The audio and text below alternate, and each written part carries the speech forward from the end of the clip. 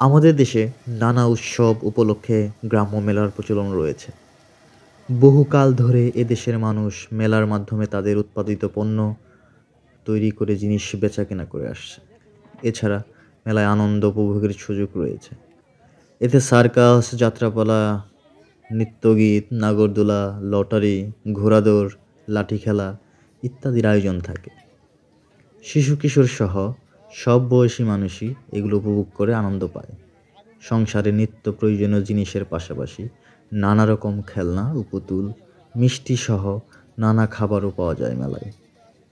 গ্রামের মেয়েরা বাহারি কাচের চুড়ি ও প্রসাধন সামগ্রী কিনতে মেলায় আসে। সাধারণত চৈত্র সংক্রান্তি, অষ্টমী, গাজন, শিবরাত্রি, মহরম, ঈদ, বৌদ্ধ পূর্ণিমা ও মাঘী পূর্ণিমা এবং পহেলা বৈশাখ ইত্যাদি উপলক্ষে গ্রাম্য মেলার আয়োজন হয়।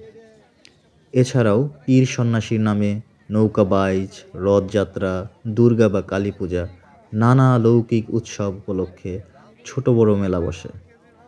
নদীর পাড়ে, মাঠে, রাস্তার উপর বা পাশে, মন্দির বা মাজারের সামনে, হাট বাজারের স্থানে সব মেলা হয়। দূর দূরান্ত থেকে লোকজন এসে পণ্য সাজিয়ে মেলাকে আকর্ষণীয় করে তোলে।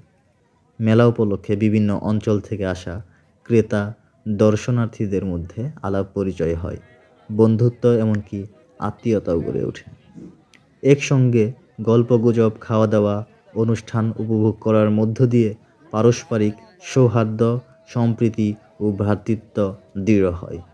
ধর্ম, বর্ণ, গোষ্ঠী নির্বিশেষে মানুষে মিলনের ক্ষেত্রে গ্রাম্য মেলার জুড়ি নেই। এসব কারণেই গ্রাম্য মেলার ঐতিহ্য ধরে রাখা অপরিহার্য। এটি আবহান গ্রাম বাংলার সংস্কৃতি ঐতিহ্যের অবিচ্ছেদ্য অংশ। মেলা শব্দটির আবিধানিক অর্থ বিশেষ কোনো উপলক্ষে হাটবাজার অপেক্ষা প্রচুরতর পণ্য ক্রয় বিক্রয় সহ আমোদ প্রমোদের অস্থায়ী ব্যবস্থা।